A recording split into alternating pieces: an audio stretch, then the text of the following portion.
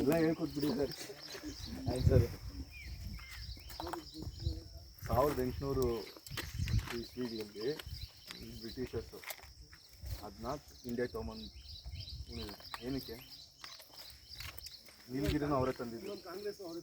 ಹಾಂ, ಕಾಂಗ್ರೆಸ್ ಅವರೇ ತಂದಿದ್ದು. ಮತ್ತು ನೀಲಗಿರಿ ಕೇಳಿದ್ರು ತಾನೆ, ತೋಪು ನೀಲಗಿರಿ ತೋಪು ನಿಮ್ಮ ಕಡೆ ಇದೆಯಾ?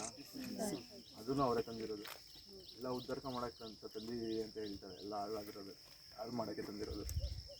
ಇವಾಗ ಇದು ನೋಡ್ತಾ ಇದ್ದೀರಲ್ಲ, ಇದು ಪರ್ಪಸ್ಗೆ ಮತ್ತು ಆರ್ನಮೆಂಟಲ್ ಅಂದರೆ ವಾಲೆ ಇದೆಲ್ಲ ಬರುತ್ತಲ್ಲ ನೆಕ್ಲೆಸ್, ಆ ಥರ ಇದು ಮಾಡೋಕ್ಕೆ ತೊಗೊಂಬಂದಿದ್ದು ಬ್ರಿಟಿಷರ್ಸು.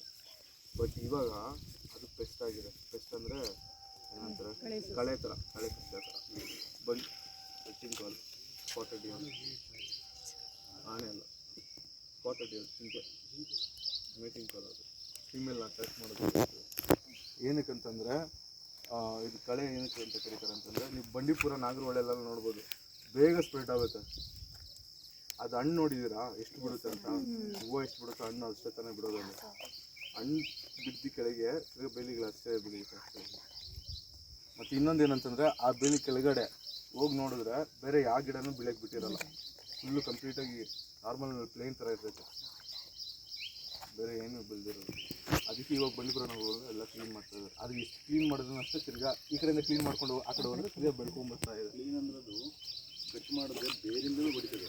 ಬೇರೆ ಉಳಿದಿರ್ತದಲ್ಲ, ಒಂದೇ ಒಂದು ಬೇರೆ ನೆಲದಲ್ಲಿ ತಿರ್ಗಿ ಅಲ್ಲೂ ಹೊಡಿತದೆ ಅಂಥ ಕಳೆ ಅದು. ಮತ್ತು ಅದರಲ್ಲಿ ಇನ್ನೊಂದು ಸ್ಪೆಷಲ್ ಏನಂತಂದರೆ ಬಿದ್ದಿರ್ತೀರ ಸಿಗುತ್ತೆ ತುಂಬ ಬೇಗ, ಎಷ್ಟು ಬೇಗ ಸ್ಪ್ರೆಡ್ ಆಗಿದೆ. ಮತ್ತು ಇನ್ನೊಂದು ಏನಂತಂದರೆ, ಆ ಹೂವು ನೋಡಿದ್ದೀರಾ, ಫುಲ್ ಕಂಪ್ಲೀಟಾಗಿ ಪಿಂಕ್ ಇದೆ, ಮತ್ತು ಸೆಂಟ್ರಲ್ ಮಾತ್ರ ಯೆಲ್ಲೋ ಕಲರ್ ಇದೆ. ಅಬ್ಸರ್ವ್ ಮಾಡಿದ್ದೀರಾ? ಒಂದೊಂದು ಹೂವಲ್ಲಿ ಮಾತ್ರ. ಏನಕ್ಕೆ?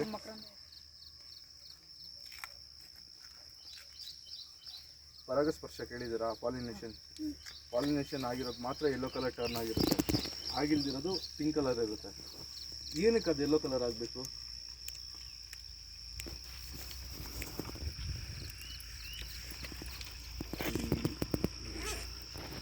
ಆಗಿದ್ದೀನಿ ಬಂದು ನಿಮ್ಮ ಟೈಮ್ನೆಲ್ಲ ವೇಸ್ಟ್ ಮಾಡಬೇಡಿ ಅಂತ.